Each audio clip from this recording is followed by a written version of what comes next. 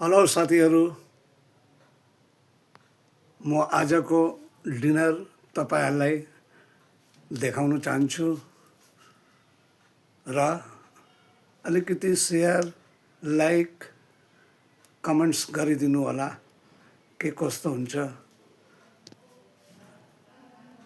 यो चाहिँ म आफ्नो अलिक घर देखाउँदैछु र अब तपाईलाई म डिनरमा लिएर आउँदैछु।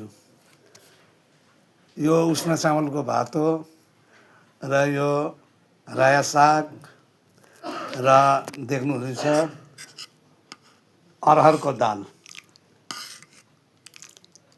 अब के कस्तो भएको छ, छोरा मान्छेले पकाएको कस्तो हुन्छ, लाइक गर्नु होला, ठिक छ, शेयर गर्नु होला, कमेन्ट्स गरिदिनु होला। अलिक सपोर्ट गर्नुहोस् कि म पनि राम्रो राम्रो भिडियो बनाउनु पाऊँ।